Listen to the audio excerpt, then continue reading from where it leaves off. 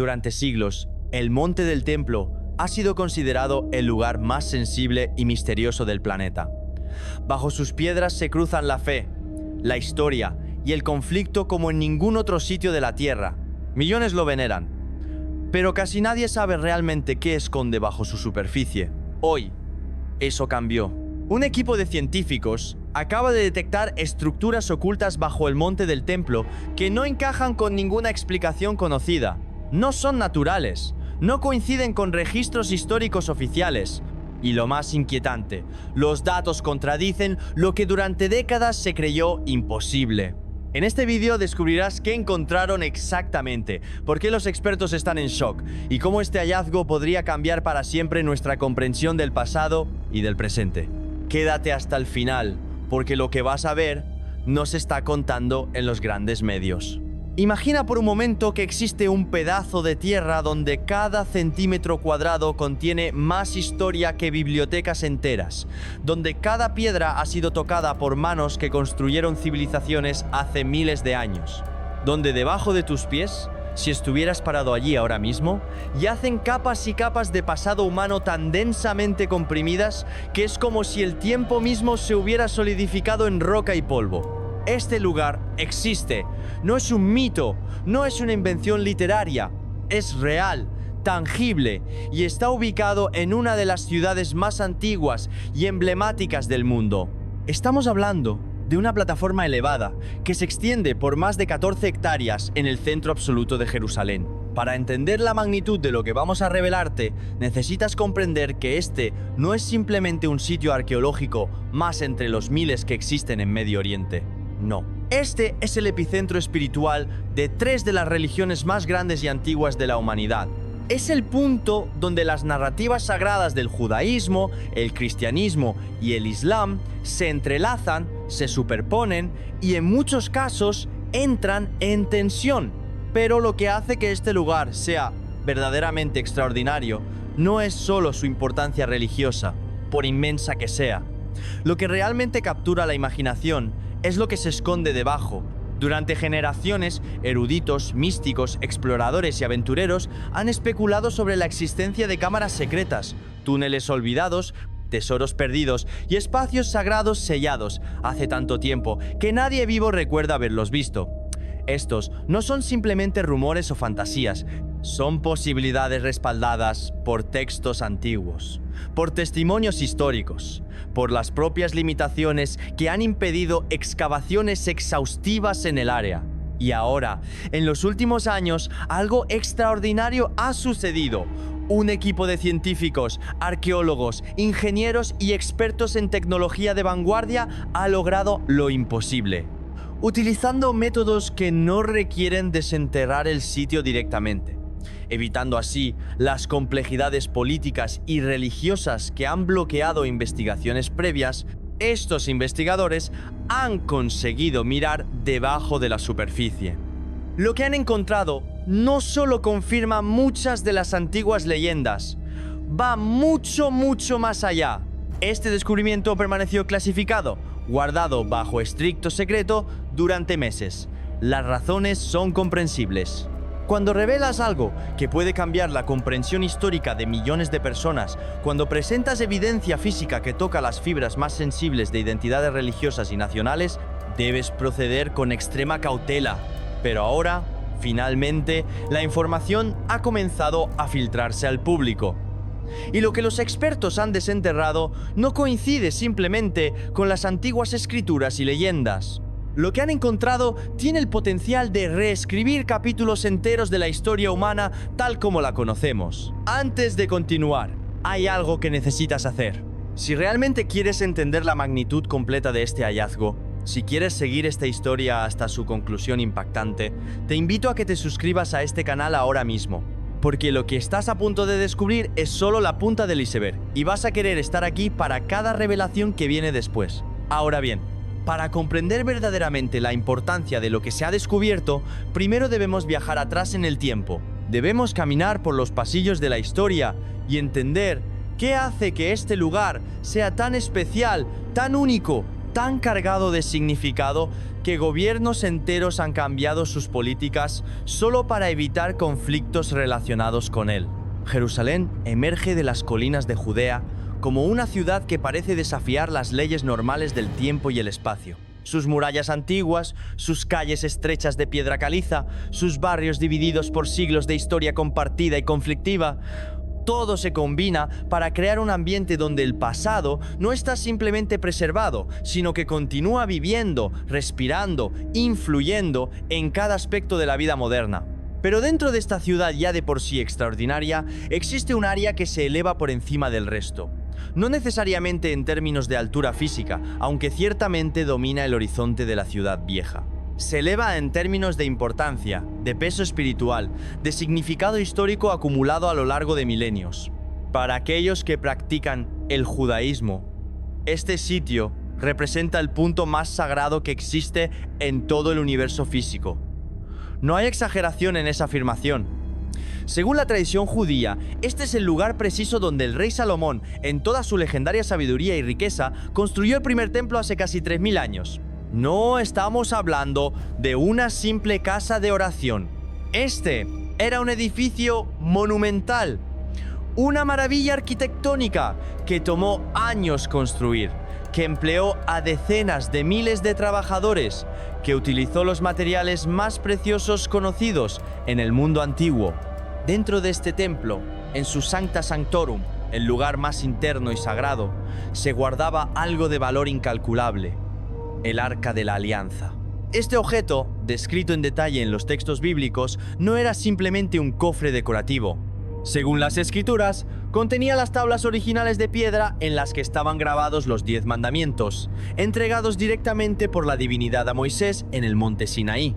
El arca estaba custodiada por figuras de querubines dorados, y se creía que en este espacio, entre las alas extendidas de estos guardianes celestiales, residía la presencia divina misma.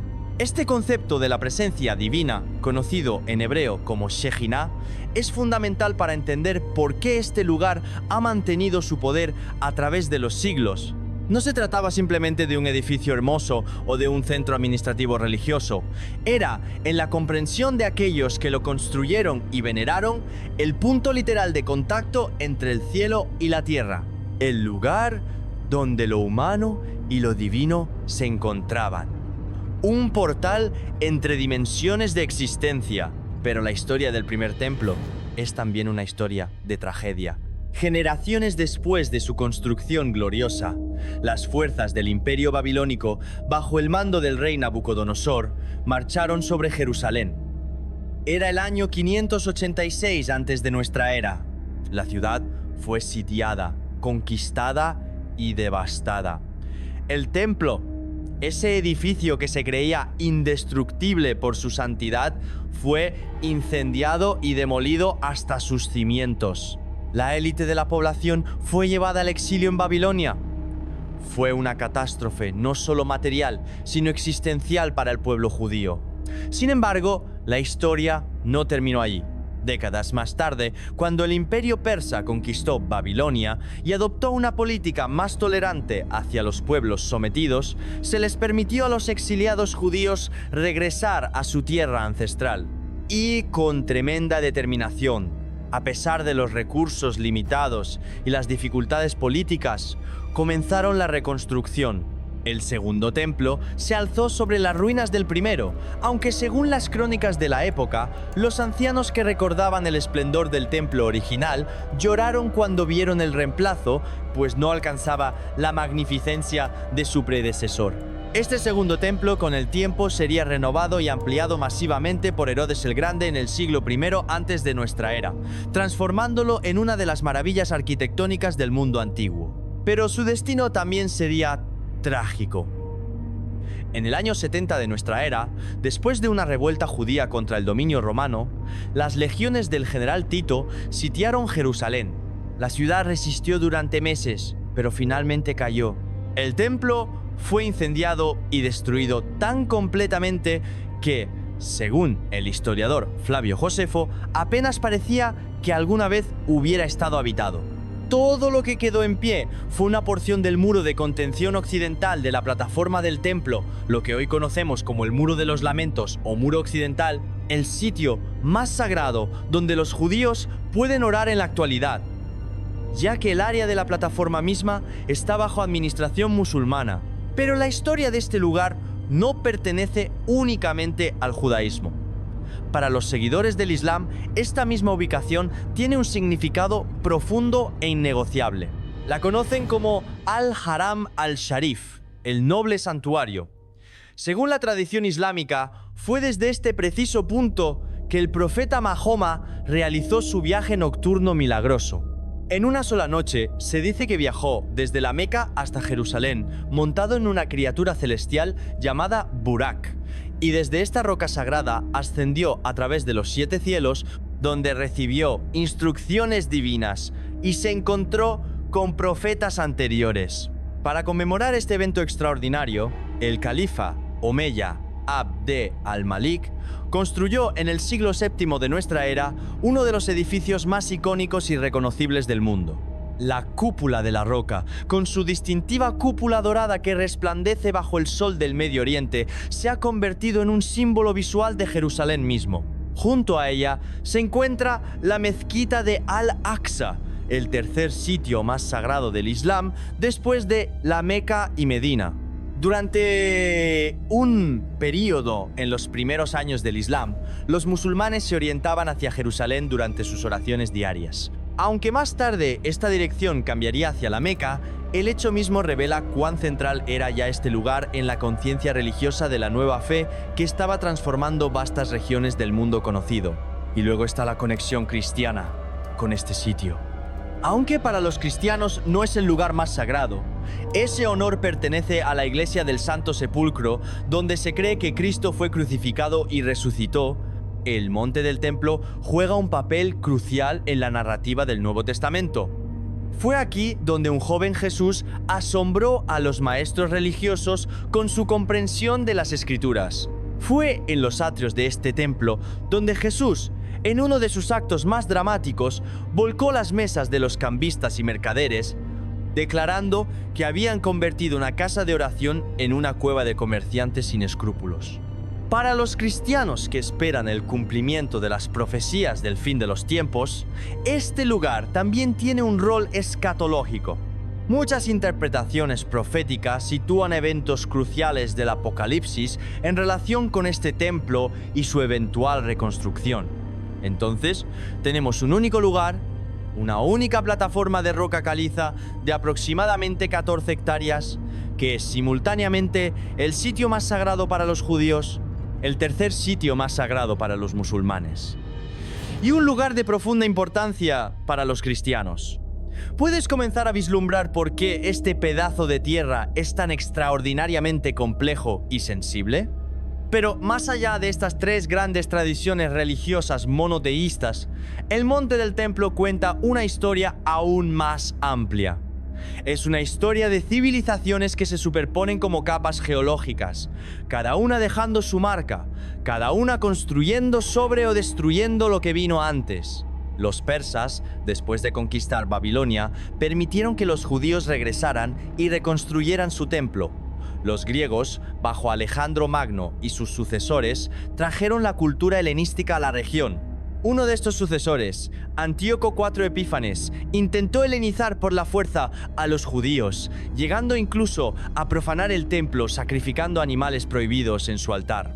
Este acto de profanación desencadenó la revuelta de los macabeos, un evento conmemorado hasta hoy en la festividad judía de Hanukkah. Los romanos, como ya mencionamos, destruyeron el segundo templo, pero también dejaron la estructura de soporte masiva que todavía define la plataforma del monte del templo. Herodes, aunque técnicamente un rey judío títere bajo control romano, emprendió renovaciones tan extensas que esencialmente creó una nueva plataforma, expandiendo dramáticamente el área mediante la construcción de enormes muros de contención y rellenando los valles circundantes. Después de los romanos vinieron los bizantinos cristianos, quienes durante siglos controlaron Jerusalén y construyeron iglesias por toda la ciudad. Sin embargo, curiosamente, dejaron el área del Monte del Templo en gran parte sin desarrollar. Posiblemente porque la veían como el sitio del antiguo templo judío que Jesús había profetizado que sería destruido, un cumplimiento que los cristianos bizantinos interpretaban como señal del rechazo divino de las prácticas del judaísmo del templo.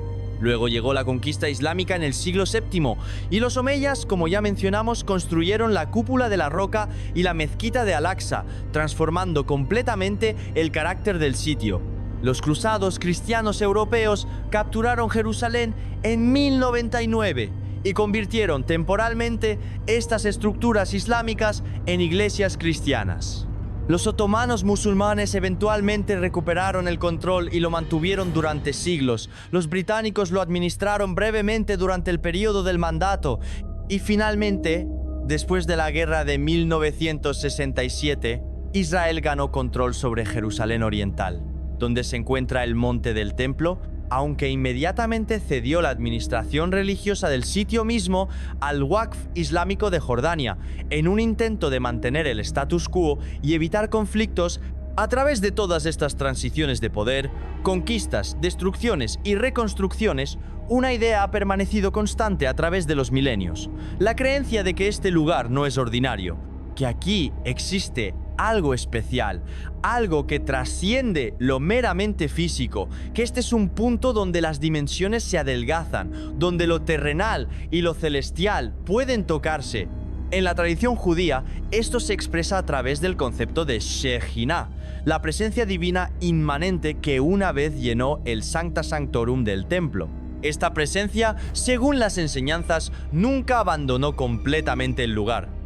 Incluso después de la destrucción de los templos, se mantiene de alguna forma misteriosa, esperando el día de la eventual reconstrucción. Esta creencia no ha disminuido con el tiempo. De hecho, para muchos judíos religiosos de hoy, permanece tan viva como lo fue hace 3000 años. Se recita en oraciones diarias, se enseña en escuelas religiosas, se incorpora en canciones, en arte, en la conciencia colectiva del pueblo judío disperso por todo el mundo. Pero aquí llegamos a una de las grandes paradojas e ironías de la historia. A pesar de toda esta importancia histórica, religiosa y cultural, a pesar de décadas de arqueología moderna avanzada en otras partes de Israel y del Medio Oriente, a pesar del profundo deseo de muchos de comprender qué yace realmente bajo estas antiguas piedras, el Monte del Templo permanece en su mayor parte arqueológicamente inexplorado. Las tensiones religiosas y políticas han creado una situación donde excavar directamente bajo la plataforma del Monte del Templo es esencialmente imposible. Cualquier intento de hacerlo podría desencadenar violencia, protestas internacionales, crisis diplomáticas. El equilibrio es tan delicado que incluso trabajos de mantenimiento de rutina en las estructuras existentes han provocado controversias serias. Sin embargo, a lo largo de los años ha habido momentos en que se han abierto ventanas breves, oportunidades limitadas, accidentes afortunados que han permitido vislumbres de lo que se esconde debajo. Y esos vislumbres han sido suficientes para sugerir que debajo de la superficie de este lugar sagrado, secretos antiguos esperan pacientemente ser redescubiertos. Y eso nos lleva a finales de la década de 1990, cuando algo inesperado sucedió que cambiaría para siempre nuestra comprensión de este lugar misterioso. Algo que los expertos mantuvieron en secreto durante años, hasta que finalmente la verdad comenzó a salir a la luz. ¿Qué fue exactamente lo que se descubrió? ¿Y por qué su revelación tiene el potencial de sacudir los cimientos mismos de la historia, la fe y la ciencia como las conocemos? En la mayoría de los sitios arqueológicos alrededor del mundo, el proceso es relativamente directo. Obtienes los permisos necesarios de las autoridades relevantes. Traes tu equipo de expertos. Marcas tu área de excavación con estacas y cuerdas. Comienzas a remover cuidadosamente capas de tierra, documentando meticulosamente cada hallazgo, cada fragmento de cerámica, cada pedazo de hueso, cada estrato de suelo. permites que la tierra revele sus secretos enterrados, capa por capa, año tras año, siglo tras siglo. Pero el monte del templo no es como la mayoría de los sitios. Ni siquiera está en la misma categoría. Aquí, debajo de esta plataforma elevada de piedra antigua y edificios sagrados, no yace simplemente el pasado de una sola cultura o civilización. Aquí yace el corazón palpitante de 3 religiones mundiales que juntas cuentan con miles de millones de seguidores en todo el planeta.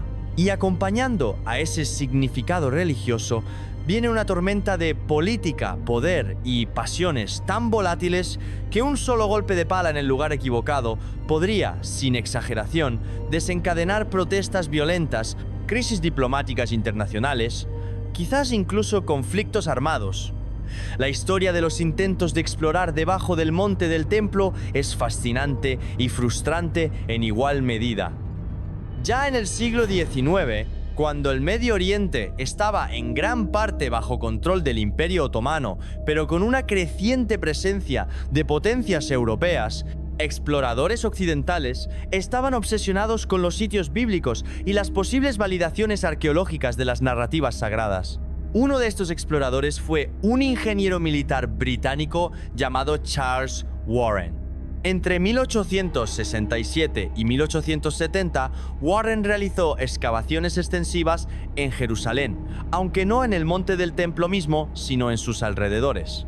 Desarrolló un método ingenioso y audaz, cavando pozos verticales profundos en varios puntos alrededor de la ciudad vieja, y luego excavando túneles horizontales desde estos pozos hacia las estructuras antiguas.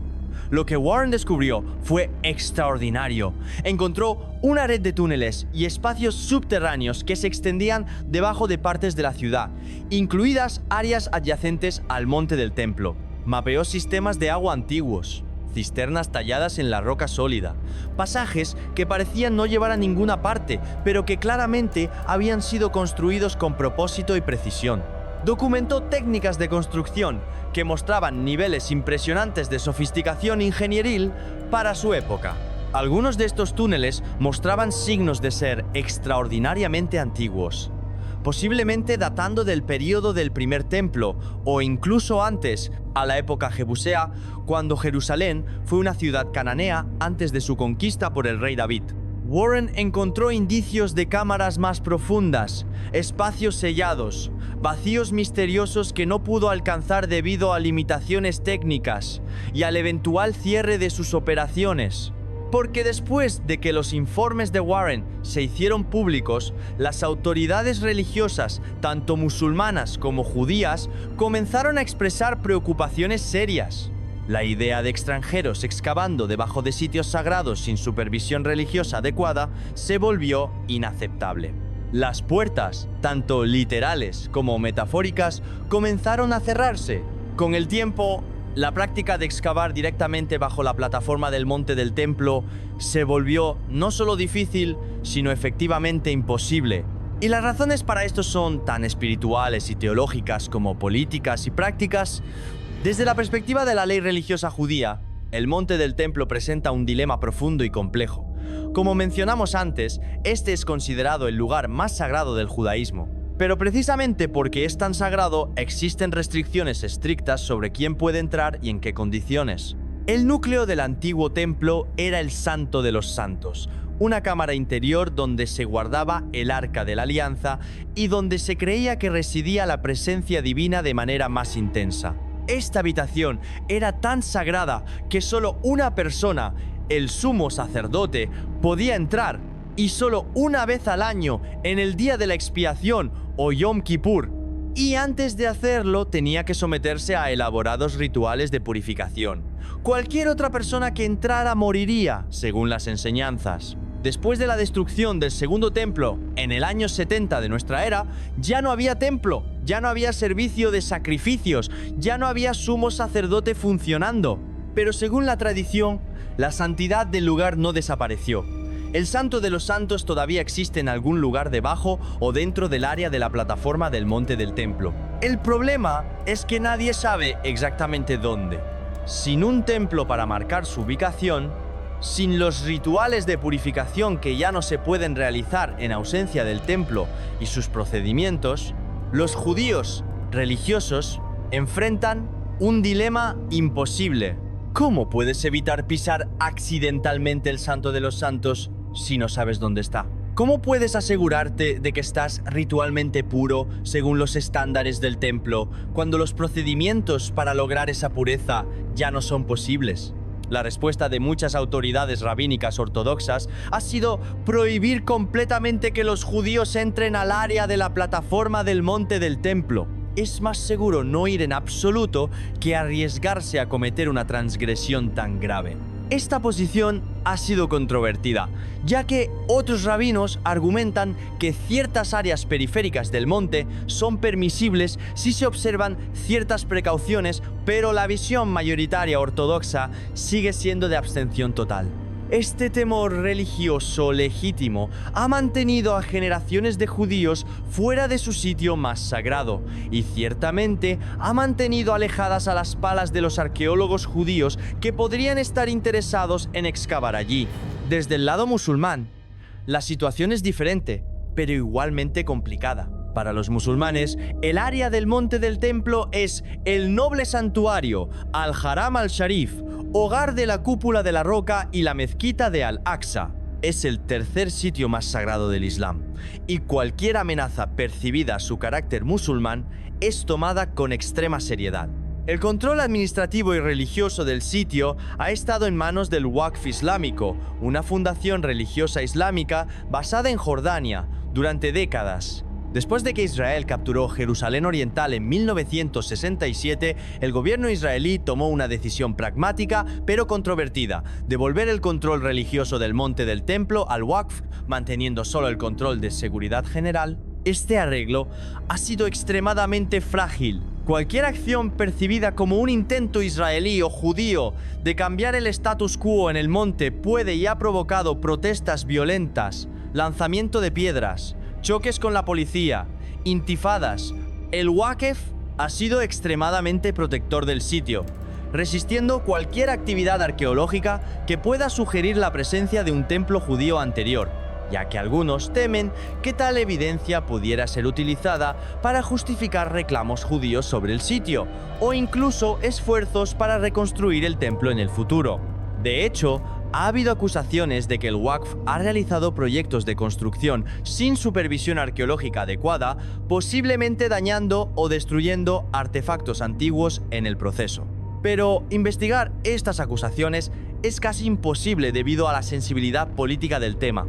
Entonces tenemos una situación donde arqueólogos y académicos de todo el mundo arden de curiosidad por lo que podría existir debajo de este sitio legendario, pero están efectivamente bloqueados por fuerzas religiosas, políticas y diplomáticas que son, en muchos sentidos, más poderosas que cualquier gobierno o institución científica. Como dijo un arqueólogo israelí prominente, cuyo nombre se mantiene anónimo debido a la sensibilidad del tema, excavar bajo el monte del templo no es solo una cuestión de historia o arqueología, es una cuestión de guerra y paz. Cada pala de tierra removida tiene ramificaciones que van mucho más allá de lo académico. Podría ser el catalizador de eventos que nadie puede predecir o controlar completamente. Esta situación imposible parecía garantizar que los misterios del monte del templo permanecerían sellados para siempre, enterrados bajo capas no solo de tierra y piedra, sino de complejidad política que ninguna cantidad de tecnología científica podría penetrar. Pero entonces, a finales de la década de 1990, ocurrió algo que nadie anticipó. Un evento que, aunque controvertido e inicialmente condenado por muchos arqueólogos, eventualmente abriría una ventana única e inesperada hacia el pasado antiguo del monte del templo. En 1999, el Waqf Islámico comenzó un proyecto de construcción en el monte del templo. Específicamente, querían convertir un área subterránea conocida como los establos de Salomón, aunque probablemente fueron construidos mucho después de Salomón, en una nueva mezquita subterránea que pudiera acomodar a miles de fieles adicionales. Para crear el acceso necesario, excavaron una enorme entrada, y en el proceso removieron aproximadamente 400 camionadas de tierra y escombros del subsuelo del monte del templo. Esta tierra, acumulada durante siglos o milenios, potencialmente contenía artefactos invaluables de todas las épocas de la historia del sitio. ¿Qué hicieron con esta tierra cargada de historia? Simplemente la arrojaron como basura. No hubo supervisión arqueológica, no se tomaron muestras, no se documentó nada. Cientos de camiones vaciaron su contenido en el Valle de Cedrón, justo fuera de las murallas de la ciudad vieja, esencialmente creando una nueva colina de tierra mezclada de manera indiscriminada. Cuando la comunidad arqueológica se enteró de esto, hubo indignación. Era como si alguien hubiera prendido fuego a una biblioteca antigua, sin siquiera echar un vistazo a los libros. La tierra y los escombros de un sitio arqueológico son tan importantes como cualquier artefacto intacto, porque su posición estratigráfica, su ubicación relativa en las capas de tierra, nos dice cuándo algo fue depositado allí y en qué contexto.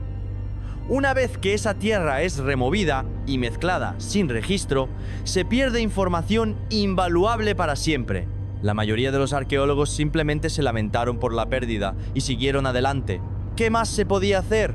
La tierra ya estaba esparcida, mezclada, aparentemente inútil para la arqueología seria.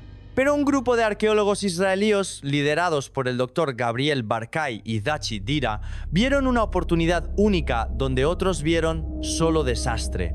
Razonaron que, aunque la Tierra había perdido su contexto estratigráfico original, los objetos dentro de ella todavía existían. Si pudieran recuperar estos objetos y estudiarlos cuidadosamente, aún podrían aprender algo, tal vez mucho, sobre la historia del Monte del Templo. Así nació el proyecto de tamizado del Monte del Templo, uno de los esfuerzos arqueológicos más inusuales y ambiciosos de la historia moderna. En 2004, comenzaron lo que se convertiría en una operación de casi 2 décadas. Trasladaron decenas de miles de baldes de esa tierra descartada a una ubicación en el Parque Nacional Emek Tzurim, en las laderas del Monte de los Olivos con vista a Jerusalén.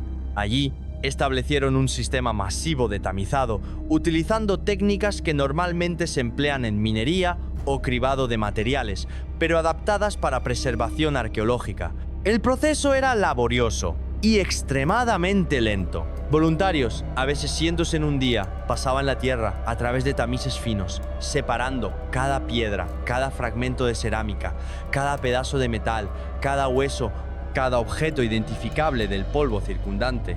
Cada hallazgo era catalogado, fotografiado, estudiado. Era un trabajo monótono, el tipo de tarea que requiere paciencia infinita, porque la gran mayoría del material tamizado era simplemente tierra y piedras sin importancia.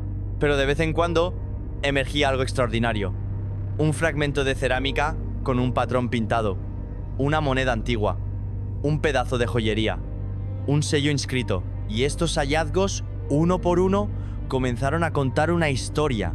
Al principio, lo que encontraron confirmó lo que los historiadores ya sabían, que el Monte del Templo había sido un sitio de actividad humana continua durante miles de años. Había artefactos de prácticamente todos los periodos imaginables. Monedas de la era bizantina con cruces cristianas, monedas islámicas de varios califatos, monedas judías de la época de la revuelta contra Roma, puntas de flecha de los cruzados, fragmentos de cerámica de casi todas las épocas desde la Edad del Bronce hasta el período moderno. Pero a medida que continuaban tamizando, mes tras mes, año tras año, comenzaron a notar algo notable. Había una cantidad sorprendentemente grande de artefactos que databan del período del primer templo, el período entre aproximadamente el siglo X y el VI antes de nuestra era, cuando según la Biblia, el templo de Salomón estaba en pie.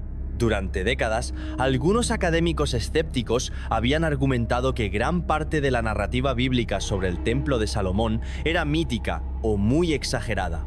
Señalaban la falta de evidencia arqueológica directa de este templo.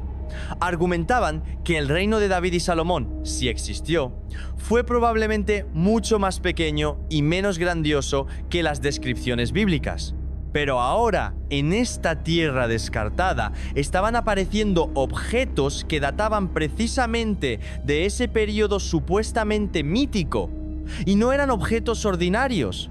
Eran objetos asociados con prácticas religiosas, con ritual, con el tipo de administración de templo descrita en los textos bíblicos. Encontraron fragmentos de lámparas de aceite del estilo que se habría usado para iluminación en el templo. Encontraron pedazos de cerámica fina que mostraban evidencia de haber contenido sustancias aromáticas, posiblemente incienso utilizado en rituales. Encontraron huesos de animales con marcas de cortes que coincidían con las descripciones bíblicas de cómo se preparaban los sacrificios de animales. Y luego comenzaron a encontrar algo aún más extraordinario: sellos. En el mundo antiguo del cercano oriente, los sellos eran cruciales para la administración. Cuando enviabas un documento importante, lo enrollabas, lo atabas con una cuerda y luego aplicabas arcilla húmeda sobre el nudo. Antes de que la arcilla se secara, presionabas tu sello personal en ella, dejando una impresión que servía como firma y garantía de autenticidad. Estos sellos de arcilla endurecida se llaman bulas en latín y son extremadamente valiosos para los arqueólogos porque a menudo llevan nombres e inscripciones. Un día, un voluntario estaba tamizando a través de un balde de tierra particularmente prometedor cuando notó un pequeño bulto de arcilla endurecida. Bajo lupa, y después de una limpieza cuidadosa, se revelaron letras. Era una bula. Y no solo cualquier bula. Llevaba una inscripción en antiguo hebreo paleohebreo, el tipo de escritura utilizada antes del exilio babilónico. La inscripción fue enviada a epigrafistas, expertos en lenguas antiguas e inscripciones. Lo que descubrieron dejó a todos asombrados. La bula decía: perteneciente a Gedalías, hijo de Immer. Ahora, esos nombres podrían no significar nada para una persona moderna, pero para cualquiera familiarizado con el libro bíblico de Jeremías eran extraordinariamente significativos. En Jeremías capítulo 20 se menciona a un sacerdote llamado Pasur, hijo de Immer, y la familia de Immer se identifica como una familia sacerdotal destacada, activa durante el periodo del primer templo. Este sello, esta pequeña pieza de arcilla que había sobrevivido durante 2600 años, confirmaba la existencia de una familia sacerdotal exactamente donde y cuando la Biblia decía que debería existir. Y no fue el único. Más bulas aparecieron, una tras otra. Algunas llevaban nombres que coincidían con personas mencionadas en textos bíblicos. Otras mostraban títulos como gobernador de la ciudad o términos relacionados con funciones sacerdotales. Algunas tenían símbolos, menorás, representaciones de las puertas del templo, vestimentas sacerdotales. Lo notable no era solo que existieran, sino su autenticidad. En el mercado de antigüedades abundan las falsificaciones de artefactos bíblicos. Los forjadores son hábiles y saben exactamente qué crear para atraer a coleccionistas crédulos. Pero estas bulas venían directamente de la tierra excavada del monte del templo, con numerosos testigos del proceso de tamizado. Su procedencia era impecable. Su antigüedad podía ser verificada a través de múltiples métodos. No había duda razonable de su autenticidad. Uno de los hallazgos más delicados y sorprendentes fue un peine de marfil finamente tallado. Aunque estaba fragmentado, aún conservaba muchos de sus dientes intactos. Pero lo que lo hacía verdaderamente especial era la inscripción grabada en su costado. Era una de las oraciones completas más antiguas en escritura cananea jamás descubiertas. La frase se refería a piojos y la higiene personal, sugiriendo que el peine se usaba no solo para el aseo, sino posiblemente para mantener la pureza ritual requerida para quienes trabajaban en el templo. Luego estaban las herramientas asociadas directamente con la adoración del templo. Encontraron pequeñas palas o cucharas de bronce del tipo que se describe en las escrituras como usado para manejar incienso y carbones durante las ofrendas. Estas no eran recreaciones modernas o piezas decorativas, mostraban signos de uso real. Algunas estaban cubiertas con residuos ennegrecidos, que, cuando fueron analizados, resultaron contener trazas de compuestos aromáticos consistentes con las recetas de incienso descritas en textos antiguos. Se descubrieron piezas de joyería fina, algunas mostrando estilos de artesanía consistentes con el periodo del primer templo. Estas podrían haber pertenecido a trabajadores del templo, sacerdotes o adoradores que las perdieron durante momentos de caos, ya sea durante invasiones, incendios o eventos cataclísmicos que marcaron la historia del sitio. A medida que los artefactos se acumulaban, comenzó a surgir una imagen más compleja. El monte del templo no era solo un sitio religioso, en teoría. Había sido un centro activo de administración religiosa compleja. Las bulas sugerían una burocracia de funcionarios del templo, registros mantenidos, documentos intercambiados. Las herramientas rituales sugerían ceremonias diarias precisas, llevadas a cabo con implementos especializados. Los huesos de animales, cuando se analizaron estadísticamente, mostraban patrones de sacrificio que coincidían con las descripciones bíblicas de qué animales eran aceptables y cómo debían ser preparados. Pero quizás lo más significativo era simplemente el volumen. No estaban encontrando uno o dos artefactos dudosos, estaban encontrando literalmente cientos de miles de objetos que abarcaban 3 milenios de actividad humana. Al final del proyecto, que continuó hasta bien entrada la década de 2020, habían recuperado más de 500.000 de artefactos identificables de la tierra descartada. Entre estos, miles databan específicamente del período del primer templo. Y aunque cada objeto individual podría ser debatido, cuestionado o reinterpretado, tomados en conjunto formaban un caso abrumador. Algo significativo, algo organizado, algo consistente con las descripciones de un gran templo funcionante había existido en el monte del templo durante el periodo cuando la Biblia dice que el templo de Salomón estaba allí. Para aquellos que siempre habían creído en la historicidad básica de la narrativa bíblica, estos hallazgos eran una confirmación bienvenida. Para aquellos escépticos que habían descartado los relatos bíblicos como mayormente míticos, estos descubrimientos exigían una reevaluación. Para todos, planteaban una pregunta fascinante. Si estos artefactos habían sobrevivido en la tierra desplazada, ¿qué más permanecía intacto debajo de la superficie del monte del templo? ¿Qué estructuras, qué cámaras, qué espacios sellados aún esperaban ser descubiertos en sus ubicaciones originales, sin disturbar? Y esa pregunta nos lleva a la parte más extraordinaria de esta historia. Porque mientras el proyecto de tamizado revelaba lo que ya había sido removido, otro equipo de investigadores estaba usando tecnología moderna de una manera completamente diferente para responder a una pregunta que había perseguido a exploradores durante siglos. ¿Existen realmente cámaras secretas debajo del monte del templo? Y si es así, ¿podemos encontrarlas sin excavar? La respuesta resultaría ser sí. Pero lo que descubrirían al mirar debajo del monte del templo no solo confirmaría leyendas antiguas, revelaría algo que nadie, ni siquiera los más optimistas entre los investigadores, había anticipado completamente.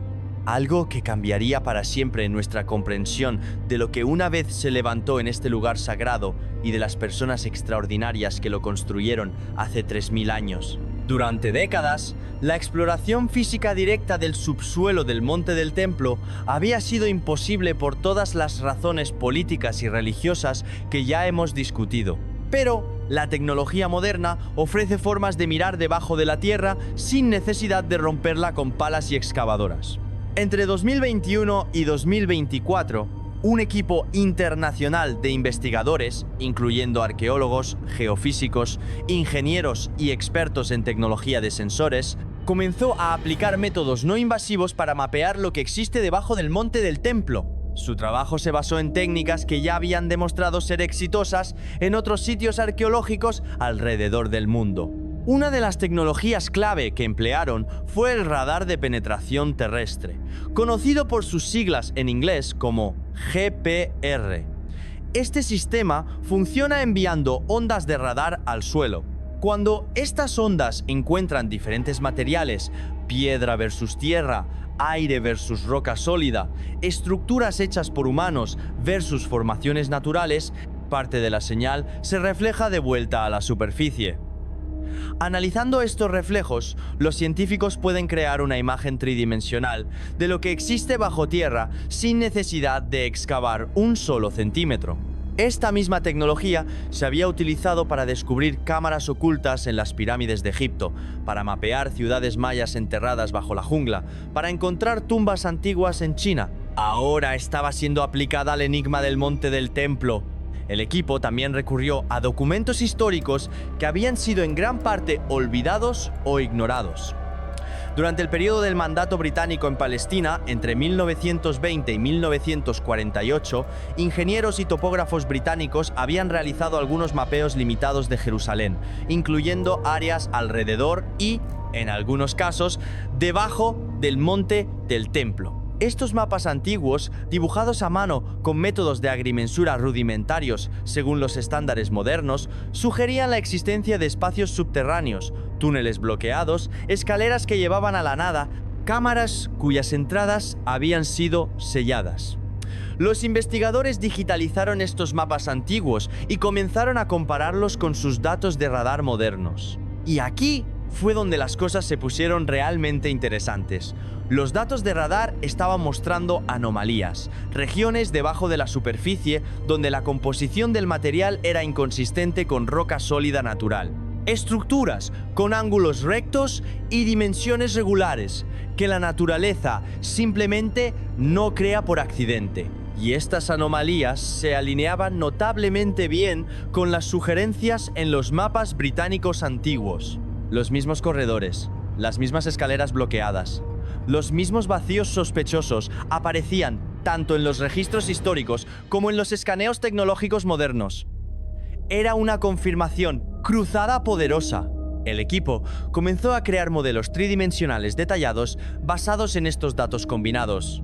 Lo que emergió era un mapa del inframundo del Monte del Templo, un mundo oculto de espacios interconectados que nunca habían sido documentados completamente y que ciertamente no eran accesibles al público o incluso a la mayoría de los académicos. Pero mapear algo desde la superficie usando tecnología es una cosa. Confirmarlo físicamente explorando los espacios reales es otra completamente diferente. Y aquí es donde la historia toma un giro aún más fascinante. Aunque excavar directamente bajo la plataforma del Monte del Templo era imposible, había un área justo al lado del monte, donde el trabajo arqueológico había estado en progreso durante años. Los túneles del muro occidental, un extenso sistema de pasajes subterráneos que corren a lo largo del lado occidental de la plataforma del Monte del Templo, habían sido explorados y abiertos parcialmente al público.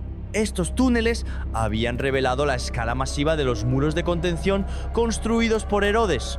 Algunas de las piedras individuales en estos muros pesan cientos de toneladas, desafiando explicaciones simples de cómo fueron movidas y colocadas con precisión hace 2000 años. Los túneles también habían revelado construcciones anteriores debajo y al lado de las estructuras herodianas, capas sobre capas de historia humana comprimidas en el espacio estrecho bajo las calles de la ciudad vieja. En 2023, mientras se realizaban trabajos de mantenimiento de rutina en una sección de estos túneles, los trabajadores golpearon accidentalmente a través de una pared débil.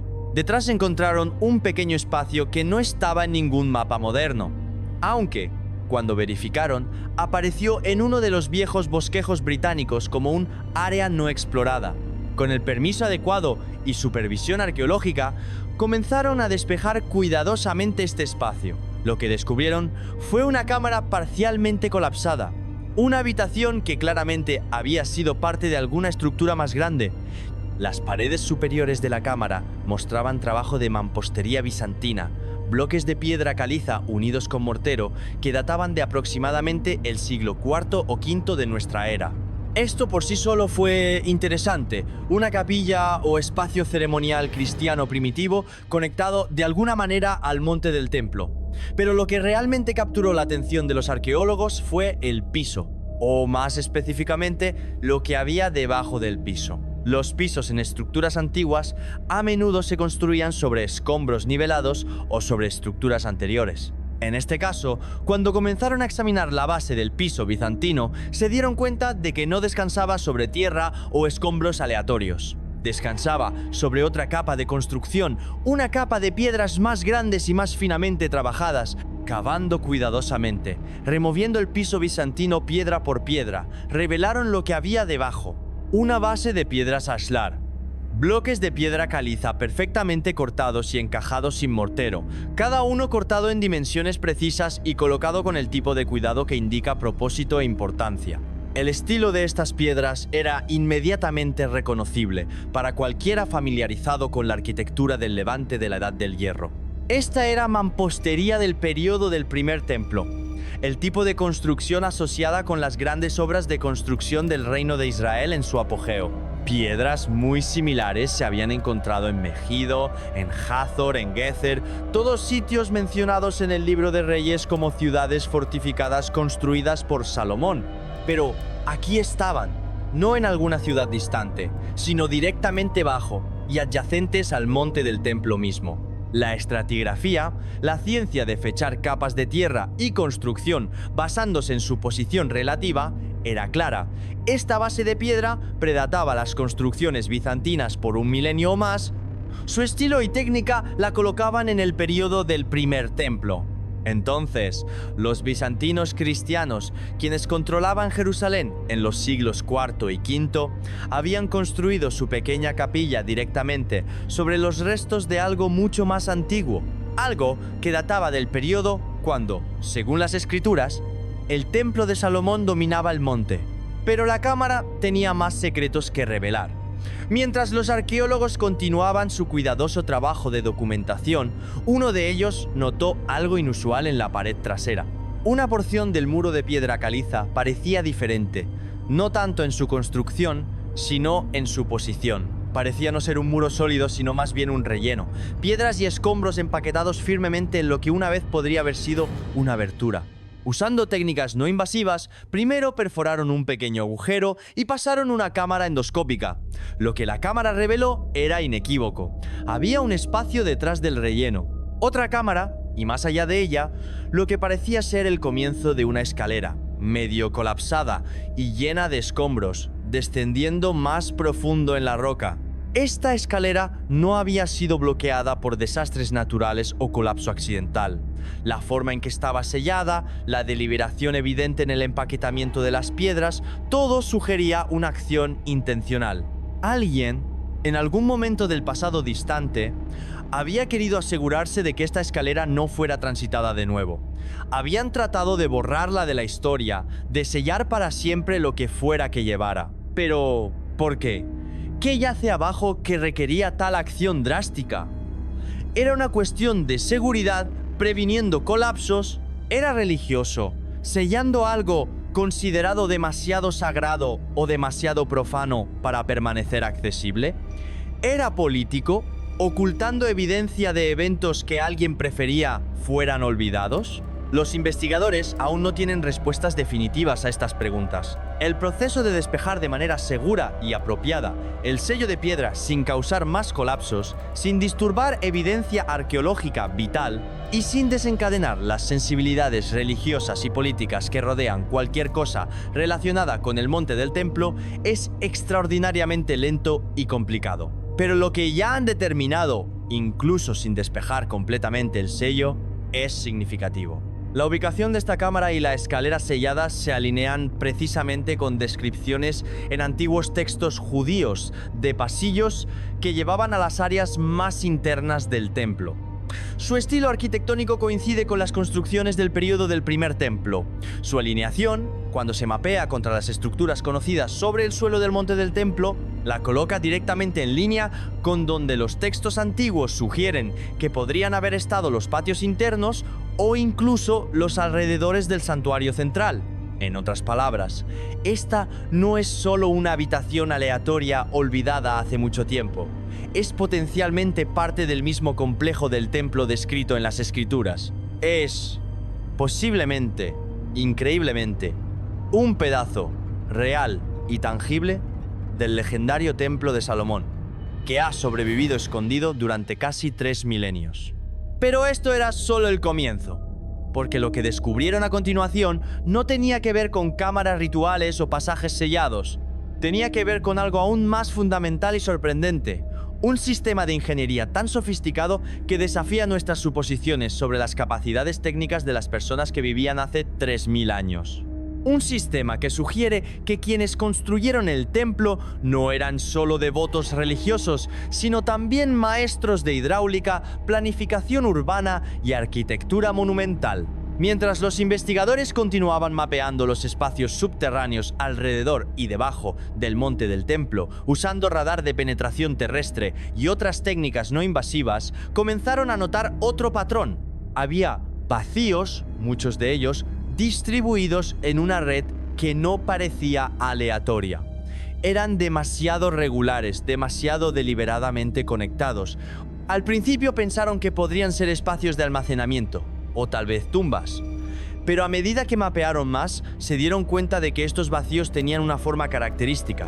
Eran curvados, tallados en la roca madre, y muchos mostraban signos de haber sido revestidos con un tipo específico de yeso impermeable. Estas eran cisternas, sistemas de recolección y almacenamiento de agua tallados en la roca sólida bajo el monte del templo. Y no solo unas pocas, había docenas, posiblemente cientos, una vez que comenzaron a mapear todo el sistema. Estaban interconectadas a través de canales tallados, algunos de los cuales mostraban evidencia de compuertas y controles de flujo increíblemente sofisticados para su época. Jerusalén, ubicada en las colinas de Judea, lejos de cualquier río importante, siempre ha enfrentado desafíos de agua. La ciudad antigua sobrevivió en parte debido a su control del manantial de Gihón en el valle debajo de la ciudad, pero ese manantial, aunque confiable, tenía un flujo limitado y estaba ubicado fuera de las murallas originales de la ciudad, haciéndolo vulnerable durante los asedios. Para un complejo de templo importante, especialmente uno que supuestamente realizaba sacrificios de animales diarios, requiriendo limpieza constante, purificación ritual, libaciones de agua y vino, el agua no era solo una conveniencia, sino una necesidad absoluta. Sin agua abundante y confiable, las operaciones del templo descritas en los textos bíblicos simplemente no podrían haber funcionado. Y aquí, debajo del monte del templo, había evidencia de un sistema diseñado específicamente para resolver este problema. Los investigadores comenzaron a reconstruir cómo funcionaba el sistema basándose en la disposición de las cisternas y los canales.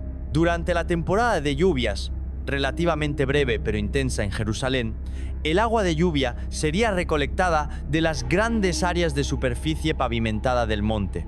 Esta escorrentía sería canalizada hacia las cisternas a través de canales cuidadosamente construidos. Las cisternas más grandes podrían almacenar enormes cantidades, suficiente para sostener el complejo del templo durante los largos meses secos. Pero lo verdaderamente impresionante era la sofisticación del diseño.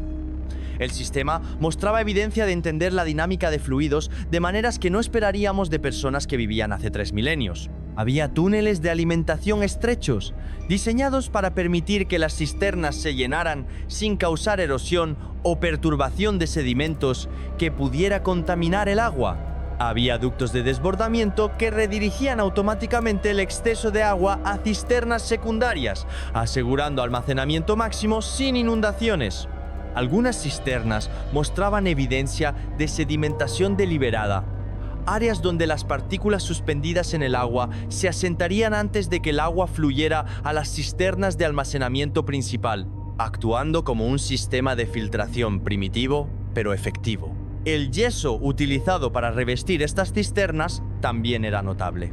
El análisis de muestras mostró que era una mezcla cuidadosamente elaborada, diseñada para ser no solo impermeable, sino también resistente al crecimiento de algas y bacterias que podrían contaminar el agua almacenada. Cuando los investigadores comenzaron la datación por carbono de los residuos minerales atrapados en este yeso, los resultados fueron asombrosos. Estas no eran cisternas herodianas del período del Segundo Templo. No eran de periodos grecorromanos posteriores. Los datos apuntaban consistentemente al periodo del Primer Templo, aproximadamente los siglos IX a VIII antes de nuestra era. Esto contradecía las suposiciones académicas previas, Muchos estudiosos habían asumido que cualquier infraestructura hídrica importante en el monte del templo debía datar del período herodiano, cuando Herodes el Grande emprendió masivas renovaciones y expansiones del segundo templo. La idea de que existía un sistema de agua sofisticado 1000 años antes, durante el período del primer templo, simplemente no era parte del consenso académico. Pero aquí estaba la evidencia física, datada múltiples veces usando diferentes métodos, todos convergiendo en la misma conclusión. El sistema era antiguo y muy sofisticado, más aún. Cuando los investigadores superpusieron su mapa del sistema de cisternas con textos antiguos que describían el templo y sus operaciones, encontraron correspondencias notables. El libro bíblico de Crónicas describe elaborados preparativos de agua realizados por el rey Ezequías y reyes anteriores para apoyar los rituales del templo. Una cisterna particularmente grande, ubicada en los datos de radar directamente debajo de un área que los textos antiguos sugieren una vez sostuvo el altar de sacrificio, mostró algo extraordinario cuando finalmente fue accedida parcialmente a través de un túnel de inspección. Estaba revestida con gruesas capas de ceniza y mostraba trazas de residuos orgánicos consistentes con productos de sangre animal. Esto no era solo almacenamiento de agua, era potencialmente parte de las rutinas diarias sacerdotales, tal vez usada para lavarse ritualmente las manos, limpiar herramientas, libaciones, todas las actividades meticulosas descritas en los textos antiguos sobre cómo operaba el templo. La implicación era profunda. Durante décadas, algunos académicos habían tratado la adoración del primer templo como algo en gran parte simbólico y mínimamente organizado, quizás poco más que un santuario local glorificado. Argumentaban que las descripciones bíblicas de rituales complejos, jerarquías sacerdotales elaboradas y operaciones diarias meticulosas eran en gran parte literarias, escritas siglos después para proyectar una grandeza que nunca existió realmente. Pero este sistema de agua contaba una historia diferente. Contaba una historia de logística espiritual compleja, diseñada no solo para grandeza, sino para función precisa. Si los constructores del templo habían planeado su sistema de agua con este nivel de maestría, significaba que también habían diseñado todo lo demás. El flujo de adoradores, los ciclos de purificación, el tiempo de las ofrendas. Esto no era religión primitiva practicada por tribus nómadas recién asentadas. Era una máquina de santidad, operada con cuidado matemático, sostenida por ingeniería que rivalizaba con cualquier cosa construida en el mundo antiguo en ese período. Y la parte más importante, la parte que tiene a los investigadores más emocionados y cautelosos al mismo tiempo, es a dónde conduce el sistema.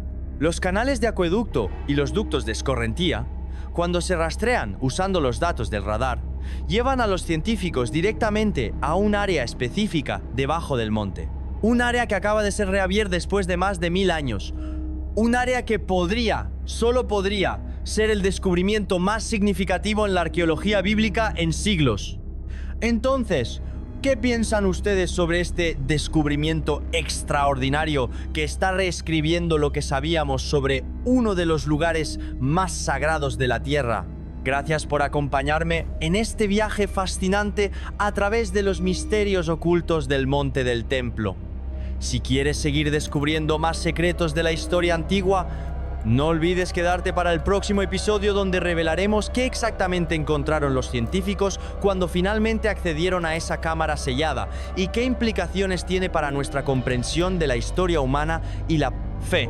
Pero antes de revelar completamente lo que los científicos encontraron, cuando finalmente lograron acceder parcialmente a esa cámara sellada, necesitamos entender el contexto completo de por qué este descubrimiento es tan monumental y por qué ha generado tanto debate, emoción y controversia en círculos académicos, religiosos y políticos alrededor del mundo entero. Imagina por un momento la presión bajo la cual trabajaban estos investigadores. Cada movimiento que hacían, cada piedra que removían, cada fotografía que tomaban, cada muestra que extraían para análisis, todo estaba bajo escrutinio intenso, no solo de la comunidad científica, sino de grupos religiosos, gobiernos, medios de comunicación internacionales y millones de personas cuyas identidades más profundas están entrelazadas con este lugar sagrado. Un solo error, una sola acusación de parcialidad, un solo paso en falso político y todo el proyecto podría cerrarse instantáneamente. Peor aún, podría desencadenar violencia en una región donde las tensiones ya están constantemente al borde del estallido.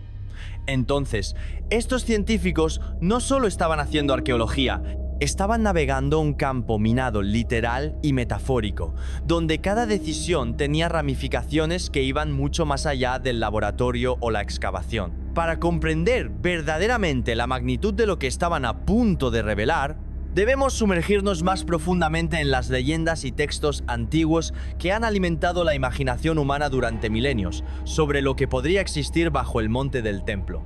En la tradición judía existe un concepto llamado geniza, que se refiere a un espacio de almacenamiento para textos religiosos que ya no se pueden usar, pero que son demasiado sagrados para ser simplemente descartados. La geniza más famosa fue descubierta en el Cairo en el siglo XIX, conteniendo cientos de miles de manuscritos que habían sido preservados durante siglos. Este descubrimiento revolucionó nuestra comprensión del judaísmo medieval, el comercio, la vida cotidiana y la interacción cultural en el mundo medieval. Algunos estudiosos han especulado durante mucho tiempo que podría existir una geniza similar, o algo análogo, en algún lugar del monte del templo. Un lugar donde objetos sagrados, demasiado importantes para destruir pero demasiado dañados para usar, fueron almacenados. Objetos del templo mismo, tal vez. Manuscritos antiguos, tesoros rituales. La imaginación se dispara con las posibilidades. El Talmud, la vasta colección de enseñanzas rabínicas compiladas en los primeros siglos de nuestra era, contiene referencias intrigantes a cámaras secretas y túneles bajo el monte del templo. Uno de los pasajes más fascinantes describe cómo, antes de la destrucción del primer templo por los babilonios, el profeta Jeremías o el rey Josías, las fuentes varían, escondió el Arca de la Alianza en una cámara secreta excavada profundamente bajo el monte del templo para protegerla de la profanación y el saqueo. Según estas tradiciones, el arca permanece allí hasta el día de hoy, esperando ser redescubierta cuando llegue la era mesiánica. Para muchos, esto es simplemente una hermosa leyenda piadosa, una forma de explicar la desaparición de uno de los objetos más sagrados del judaísmo. Para otros, es una posibilidad literal que justifica la preservación cuidadosa del sitio contra cualquier excavación invasiva que pudiera inadvertidamente dañar o profanar algo de valor incalculable.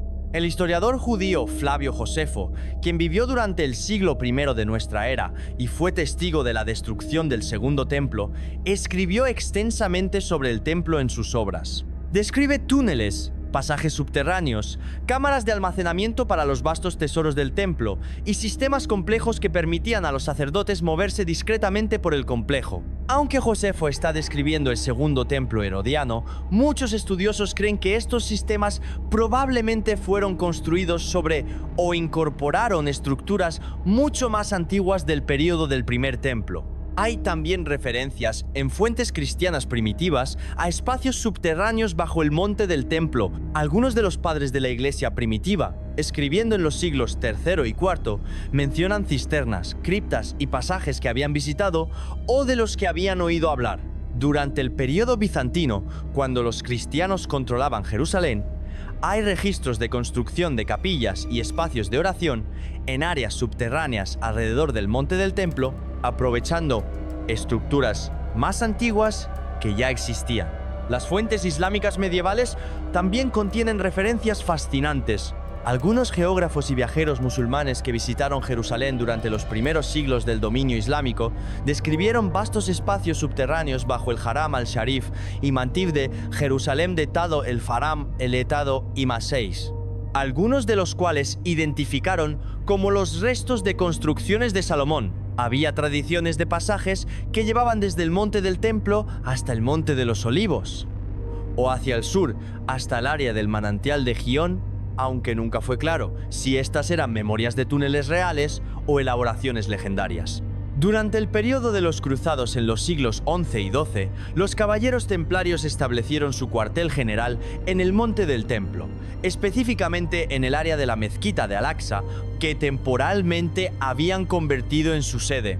Leyendas posteriores, particularmente en la tradición esotérica europea, sugieren que los templarios realizaron excavaciones secretas bajo el monte del templo durante su ocupación, posiblemente buscando tesoros del templo antiguo o reliquias sagradas. Aunque no hay evidencia histórica sólida de tales excavaciones templarias, el hecho de que estas historias persistan durante siglos dice algo sobre el poder duradero del monte del templo en la imaginación humana.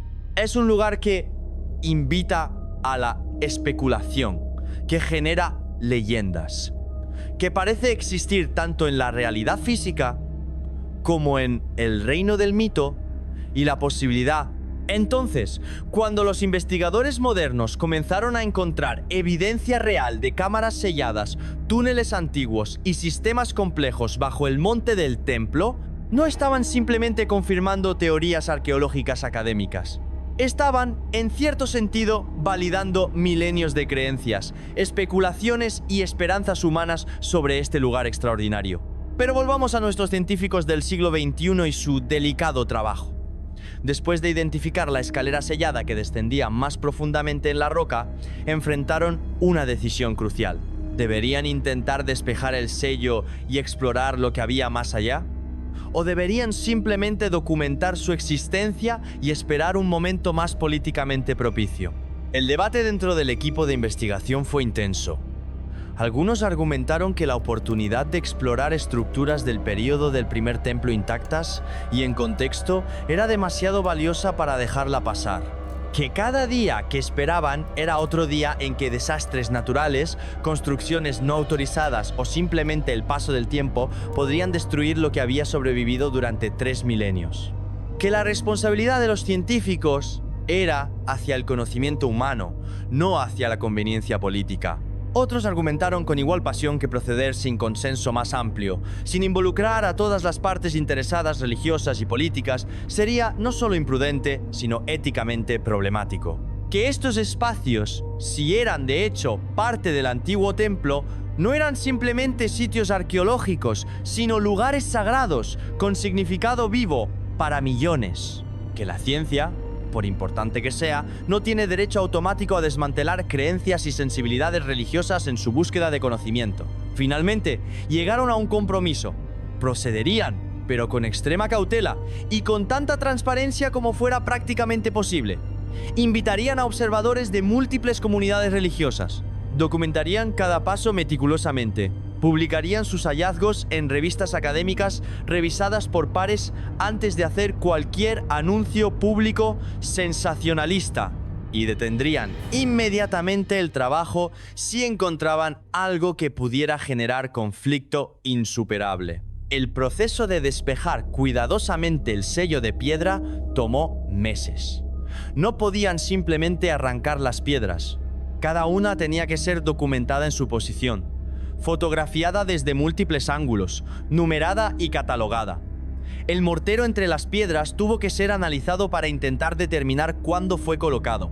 Muestras de polvo y suciedad atrapada entre las piedras fueron recolectadas para análisis de polen, esporas de hongos, partículas minerales, cualquier cosa que pudiera proporcionar pistas sobre cuándo se hizo el sellado y en qué condiciones ambientales. A medida que las capas del sello eran removidas, una imagen comenzó a emerger.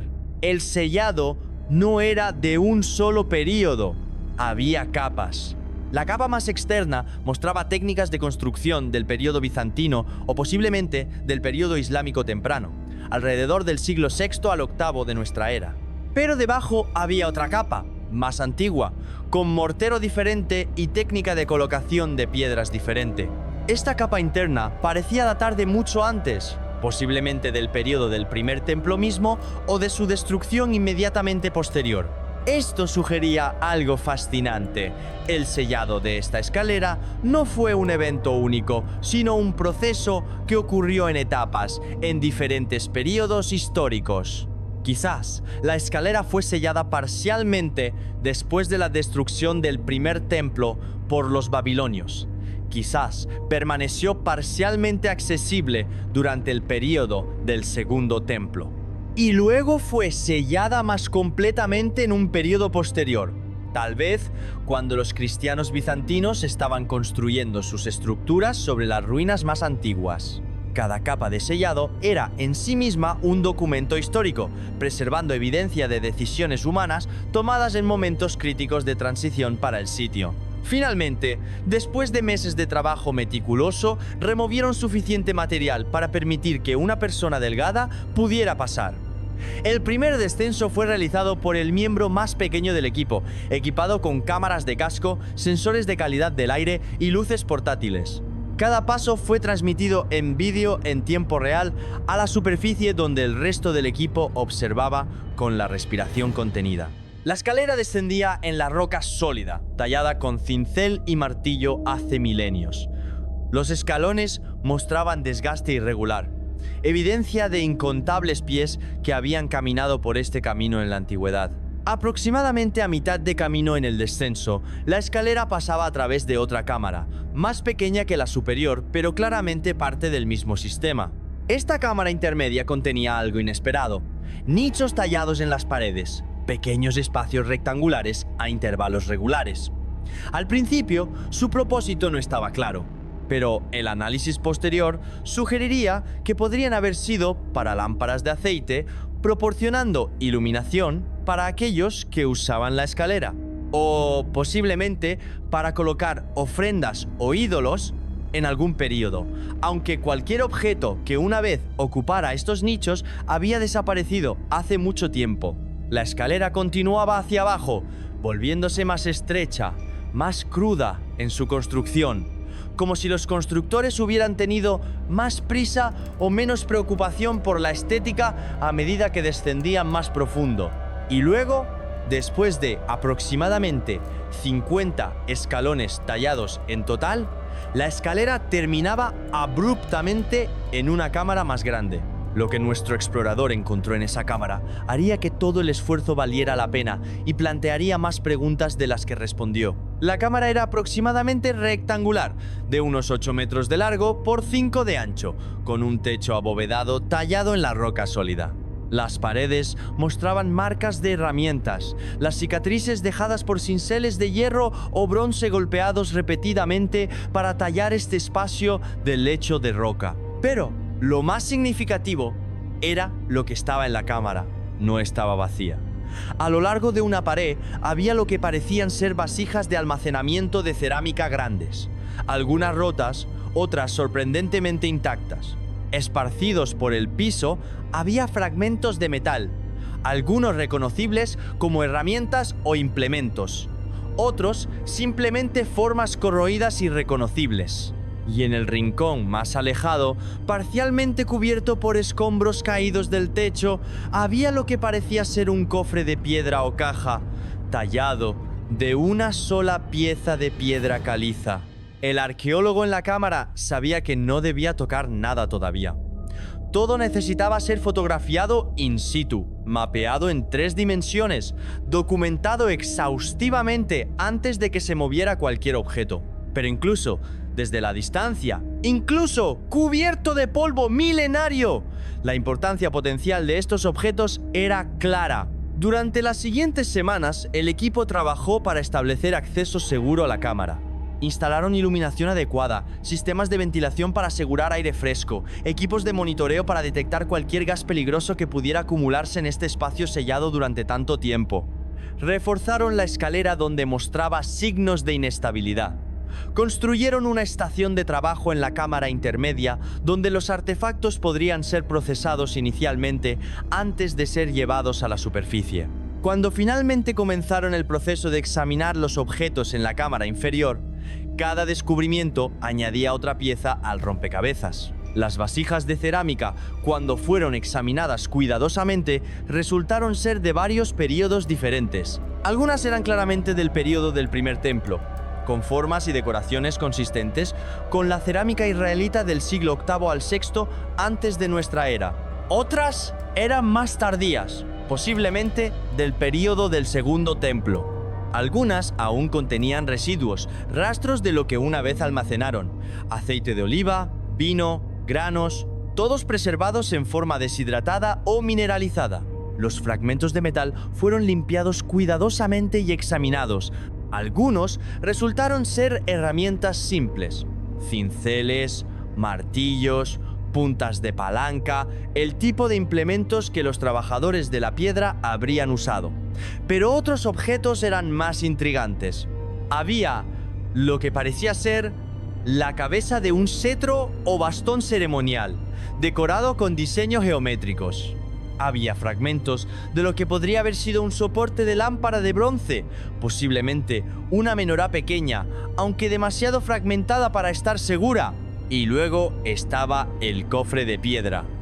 Despejar los escombros a su alrededor fue un proceso delicado que tomó días. Cuando finalmente quedó completamente expuesto, los investigadores pudieron ver que medía aproximadamente 1 metro de largo, medio metro de ancho y medio metro de alto. Estaba tallado de una sola pieza masiva de piedra caliza, con una tapa separada, también de piedra, que había sido colocada encima. La tapa parecía estar sellada con algún tipo de resina o brea que se había endurecido en los milenios transcurridos. No había inscripciones visibles en el exterior del cofre, ninguna decoración que indicara su contenido o propósito. El debate sobre si abrir el cofre fue intenso. Algunos argumentaron que cualquier cosa dentro habría sido degradada hace mucho tiempo por la humedad y el tiempo, que el cofre mismo era el verdadero hallazgo arqueológico. Otros argumentaban que lo que fuera que alguien considerara lo suficientemente importante como para sellar en un cofre de piedra y ocultar en una cámara subterránea sellada merecía al menos una investigación. Decidieron proceder, pero con tecnología moderna primero. Usando escáneres de rayos X portátiles, crearon imágenes del interior del cofre sin abrirlo. Las imágenes eran difíciles de interpretar. La gruesa piedra distorsionaba las lecturas, pero parecían mostrar objetos dentro, formas que no eran simplemente tierra o escombros. Cuando, finalmente, después de consultas con expertos en conservación, procedieron a abrir cuidadosamente el cofre, lo que encontraron dentro confirmaría que este no era solo otro almacén olvidado, sino algo mucho más significativo. Dentro del cofre, envueltos en lo que una vez había sido tela, ahora en gran parte desintegrada en polvo y fragmentos, había varios objetos. El primero en ser removido y examinado fue un rollo de metal, cobre específicamente, cubierto con una gruesa pátina verde de oxidación. Este tipo de rollo de cobre era familiar para los arqueólogos. El más famoso, el rollo de cobre encontrado entre los manuscritos del Mar Muerto en Qumrán, contenía una lista de tesoros escondidos. Aunque si estos tesoros eran reales o imaginarios, sigue siendo objeto de debate. Este rollo era más pequeño que el de Qumrán, pero claramente del mismo tipo. No podría ser desenrollado sin riesgo de destrucción, pero técnicas de imagen modernas, usando tomografía computarizada, permitirían eventualmente leer lo que estaba inscrito en su superficie sin desenrollarlo físicamente. También, dentro del cofre, había lo que parecían ser fragmentos de telas ricas, posiblemente seda o lino fino, teñidas con colores que una vez habían sido vibrantes, pero que ahora estaban descoloridos a tonos apagados de azul, púrpura y carmesí. Los tintes de esta calidad en el mundo antiguo eran extraordinariamente costosos, reservados para realeza o propósitos religiosos. En el contexto del templo, podrían haber sido parte de cortinas ceremoniales o vestimentas sacerdotales. Había varios objetos de metal más pequeños, algunos identificables como broches o cierres que habrían sujetado vestimentas, otros como pequeñas campanas del tipo que, según las descripciones bíblicas, adornaban las túnicas del sumo sacerdote. Y en el fondo del cofre, envuelto más cuidadosamente que todo lo demás, había un objeto que haría que los corazones de los arqueólogos latieran más rápido. Era una placa o medallón de oro, sorprendentemente bien preservado dado su entorno. Medía aproximadamente 10 centímetros de ancho y tenía una forma rectangular con bordes ligeramente redondeados. Grabado en su superficie había letras en antiguo hebreo paleohebreo. La inscripción era breve, pero extraordinariamente significativa. Decía: Kodesh Ladonai, santo para el Señor o consagrado a Dios. Esta frase específica aparece en el libro de Éxodo como parte de la descripción de las vestimentas del sumo sacerdote. Se especifica que debe ser grabada en una placa de oro puro y fijada al turbante del sumo sacerdote, visible en su frente mientras realiza sus deberes en el templo. ¿Podría este ser realmente tal objeto? ¿Una pieza auténtica de las vestimentas del sumo sacerdote del período del primer templo? El escepticismo inicial era alto. Objetos tan significativos son extraordinariamente raros, y las falsificaciones en el mercado de antigüedades son comunes. Pero este objeto tenía varias cosas a su favor. Su procedencia era impecable, había sido descubierto in situ en una excavación científica controlada, no comprado en el mercado de antigüedades sin documentación. Su contexto, encontrado con otros objetos que parecían ser vestimentas o implementos ceremoniales guardados juntos, tenía sentido. Y cuando se sometió a análisis metalúrgico, el oro mostró características consistentes con el oro antiguo, incluidos rastros de elementos que indicaban fuentes de mineral disponibles en el mundo antiguo del Cercano Oriente. Más significativamente, el análisis de la pátina de corrosión, la capa delgada de óxido y contaminantes que se acumulan en metales durante siglos, sugirió edad genuina. La pátina no puede ser falsificada de manera convincente con métodos modernos, al menos no de una manera que supere el análisis científico sofisticado. Por supuesto, incluso si el objeto era auténticamente antiguo, eso no probaba definitivamente que era la placa del sumo sacerdote descrita en el Éxodo. Podría haber sido una réplica ceremonial o un objeto votivo creado para emular el original, o cualquier número de otras posibilidades. Pero tomado en conjunto con todo lo demás, la ubicación de la cámara alineándose con las áreas internas del templo, el sistema de agua sofisticado que servía funciones rituales, los cientos de miles de artefactos del periodo del primer templo recuperados del proyecto de tamizado, las bulas con nombres de familias sacerdotales, las herramientas rituales, la arquitectura de las cámaras mismas, la imagen acumulativa era convincente. Algo significativo, algo monumental, algo que coincidía notablemente con las descripciones bíblicas de un gran templo funcionante había existido en el monte del templo durante el periodo del primer templo. Y partes de él, fragmentos y restos, habían sobrevivido en estos espacios ocultos, esperando durante casi 3 milenios ser redescubiertos. El rollo de cobre, cuando fue finalmente desenrollado virtualmente usando tomografía computarizada y software de imágenes avanzado, resultó contener texto. La escritura era paleohebrea, confirmando su antigüedad, pero el lenguaje era críptico, lleno de términos arcaicos y referencias a ubicaciones que ya no se entendían completamente.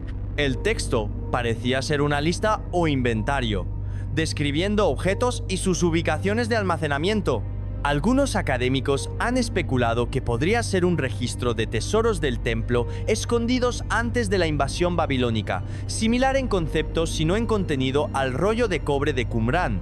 Otros sugieren que podría ser simplemente un inventario administrativo de rutina de objetos del templo almacenados en varias ubicaciones. La traducción e interpretación completa del texto continuará durante años, a medida que los expertos debatan cada palabra y frase. Pero incluso las lecturas preliminares han proporcionado intrigas fascinantes, referencias a la Casa de las Cortinas, la Cámara de las Piedras Preciosas, el depósito de los instrumentos musicales. Todos lugares asociados con el templo en textos antiguos, pero cuyas ubicaciones precisas habían sido perdidas para la historia.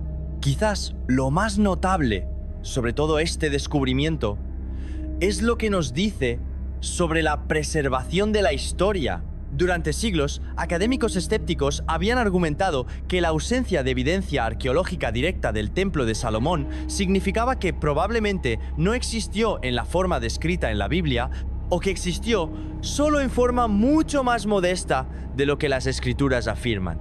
Pero estos descubrimientos sugieren una explicación alternativa. No es que la evidencia no existiera, sino que estaba inaccesible, escondida bajo capas de construcción posterior, sellada en cámaras que nadie había podido explorar, o descartada sin reconocimiento, como en el caso de la tierra del Wajef que luego fue tamizada.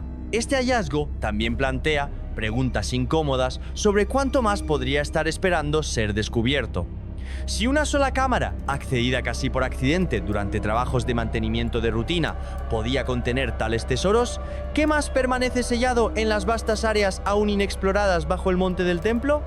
La tecnología moderna de escaneo sugiere que hay docenas, posiblemente cientos de espacios bajo la plataforma que nunca han sido ingresados en tiempos modernos.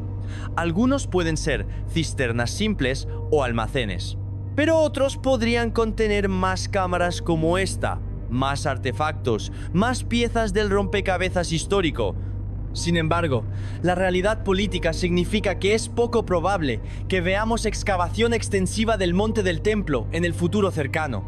Las tensiones son demasiado altas, las sensibilidades demasiado delicadas. Cualquier excavación importante requeriría un consenso entre comunidades que actualmente apenas pueden comunicarse entre sí sobre el tema. Entonces, ¿qué significa todo esto para nuestra comprensión de la historia, la fe y la relación entre ambas?